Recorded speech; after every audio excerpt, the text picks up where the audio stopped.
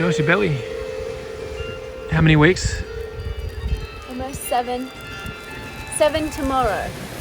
No bumps yet. No, definitely not. Only a blueberry size. So tiny.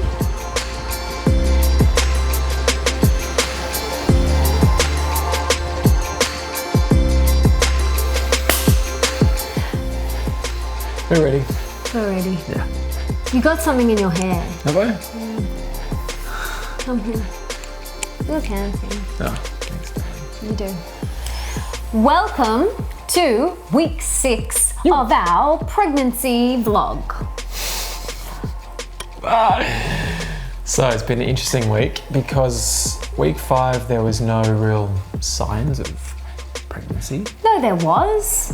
Well, I said I had tender breasts, Yeah. a little bit of cramping, but this week the nausea kicked in. certainly did.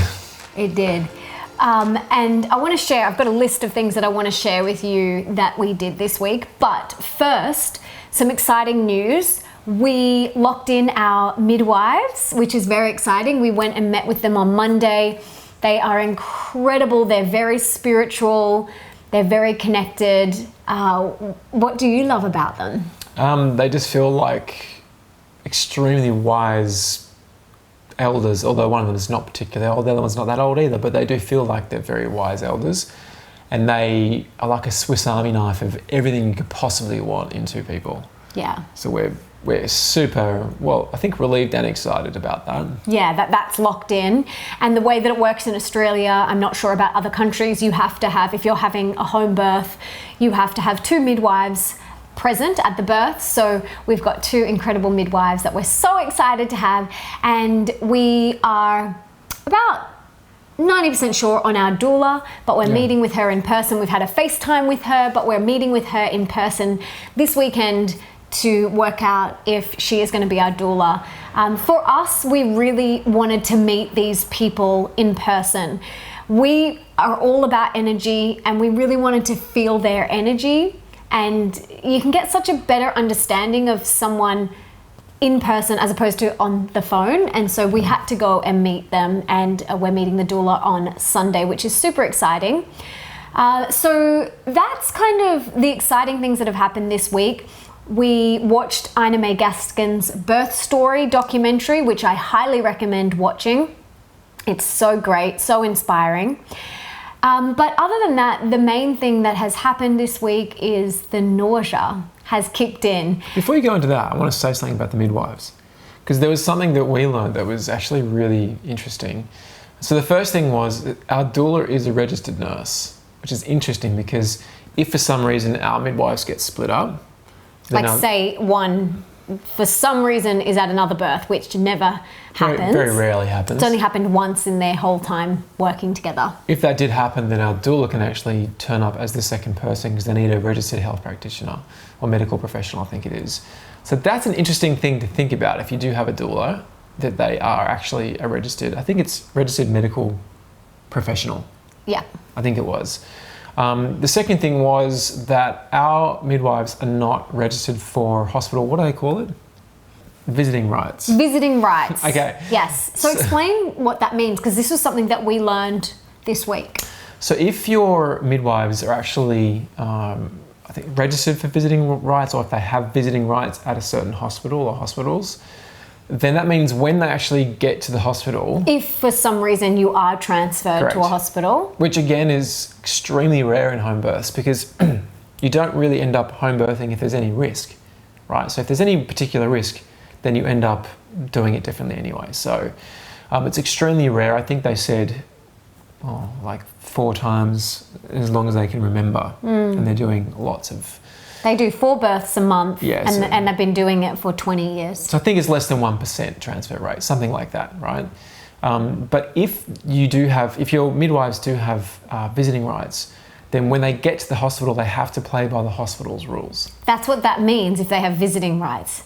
So they literally kind of have to hand you over. So whatever the hospital says, whatever you have to do. You just have to do it. Whereas if you have midwives that don't have visiting rights like we do, then they can actually become advocates for us.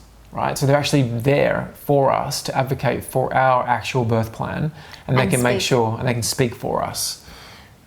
Amazing, amazing, amazing to know, because, I mean, we didn't know any of this stuff, right?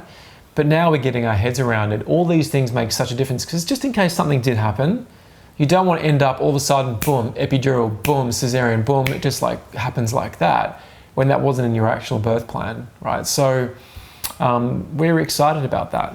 Yes, and another thing that I loved about our midwives is they are hypnobirthers. They have like this epic toolkit. You know, she can offer homeopathic stuff, essential oils. Like, she literally has like a Mary Poppins basket full of everything you need. So I don't actually need to go and do a hypnobirthing course or a calm birthing course or anything else. They offer all of that. And they have a huge, like, their program that they put women through, which starts, did she say it starts at 8 weeks or 10 weeks? 8 to 10 weeks, it goes the whole way through. And she said that when the mothers actually do the work and do the program, smooth sailing. And the other thing that I found fascinating was their births are all quite quick, because the mothers to be they trust their bodies. And they've done so much internal work. So they do a lot of trauma release. They do a lot of reprogramming fears and limiting beliefs. They do a lot of limbic encoding. They do so much to really help the mother release her fears and get into a place where she feels empowered. And as a result, they have, you know, not these 3-day labors. They have these, you know, shorter births, which is amazing. That's exciting. Yeah, it's exciting. So anyway, midwives, amazing. Locked in, tick. Amazing tick. Yes. Very happy with that. And we'll probably lock the doula down on Sunday. Yes, and we'll let you know next week how that goes with the doula. But I want to share with you, because the biggest thing that I have experienced this week, and Nick has held space for me, is the nausea. So it's been really, really interesting. There was one day where it was quite bad, and it wasn't just in the morning, it was most of the day. I think that was Wednesday. No vomiting. No vomiting, just nausea, like you're on a boat and the boat is rocking constantly. And the funny thing is you don't feel like food, but you need to eat.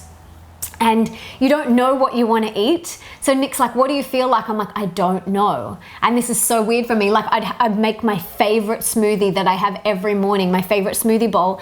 And I'm just, oh goodness, can't even think about eating that. So you do kind of want more plain foods. Nothing too exotic or too many flavor combinations. So we have just been trying to come up with some more plain things. But I am not the person that is now going to throw out all of the health and good work that I've done to go and eat a burger and chips from down the road. Even though she has said it. And I'm always fixing her microphone in these videos, because that can't go like that, darling. It's got to point up. Sorry, guys. So Nick has been really helpful, and he's like, babes, you've just got to... I've been full-time cooking, because basically... I've been full-time laying down. Yeah, because we haven't known, she hasn't known what she's wanted, so I've had to kind of have... things. Well, I've had to have options ready, so if she actually feels like eating, then she can just grab something, because my biggest concern has been, I don't want Melissa to lose weight. No, right? And I don't want to lose weight. You do not want to lose weight right now. This is not the time. This is when you need to be nourishing and going slower. And I believe the spiritual reason for nausea in the first trimester is to encourage women to slow down. Yes, there might be vitamin and mineral deficiencies, but it really is a lesson in slowing down. So this week, I have been sleeping way more. I've been going to bed, like I am falling asleep on the couch at 6:45. I'm trying to stay awake till like 7:30 and sleeping till 5:30, 6, waking up once to go to the bathroom, but I've been sleeping a lot longer. I've been having afternoon naps, which have been really beautiful. Getting out into nature and going down to the beach and swimming, even though I haven't felt like doing that, I've kind of forced myself to just go out there and get fresh air and go for a little beach walk. And when I'm doing it, I then think, oh, I'm so glad that I did this. I haven't been doing any other exercise this week, just a few days of beach walking. I got these bands. So these are a dead giveaway. A dead giveaway that you're pregnant. So if you're not wanting to tell anyone that you're pregnant yet, you probably shouldn't wear these out.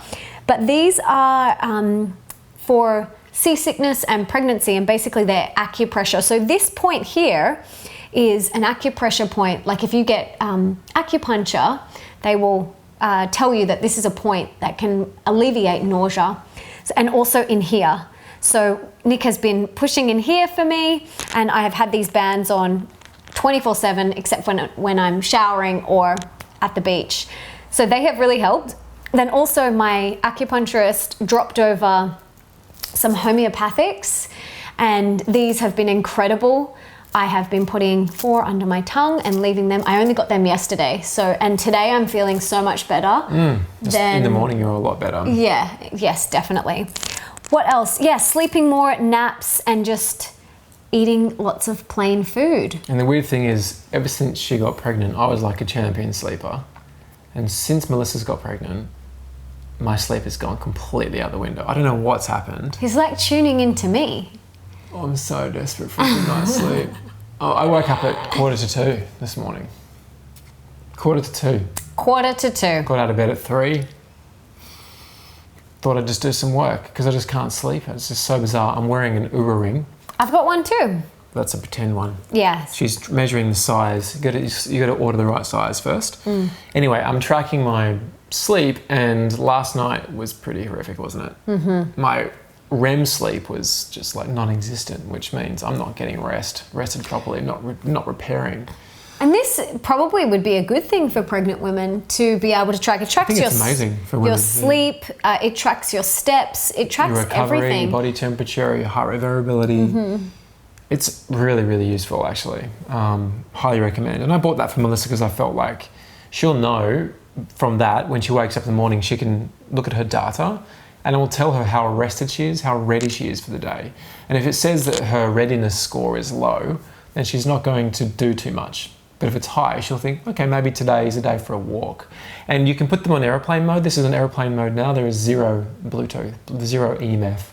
Very important factor. Very important. That's kind of week 6. Yeah. It's been a big week. Hopefully your nausea settles down. Hopefully. Be good, wouldn't it? Yes, but I've been eating lots of potato chips with coconut oil and sea salt. They're so yummy. And she became addicted to tamari. Never eats tamari. Never eat tamari. Went through a bottle in like 3 days. Something about the saltiness. I'm not sure. Yeah, and I think as well, just some perspective on the nausea. Whenever Melissa has felt nauseous, we've always brought it back to just how grateful we are to have a little bubba growing. So it's always nice to focus on that. And I think it is really important to just say, don't use the word morning sickness. Don't use that word sickness because it implies something's wrong with you. Nothing is wrong with you. It's just part of the process. So I have been just saying nauseous whenever I am explaining it to you or anyone. But yeah, try not to use those words because our words are so powerful. And you might think that Melissa looks amazing, shiny, bright, like amazing right now. She does. She looks awesome.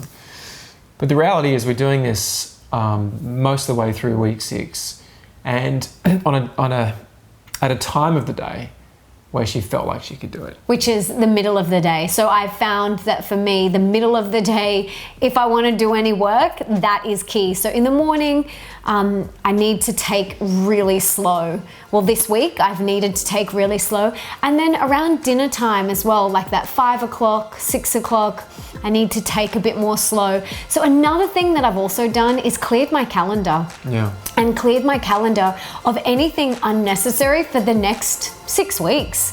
Just literally looked at my calendar and gone, okay, does that need to be there? Do I need to attend that?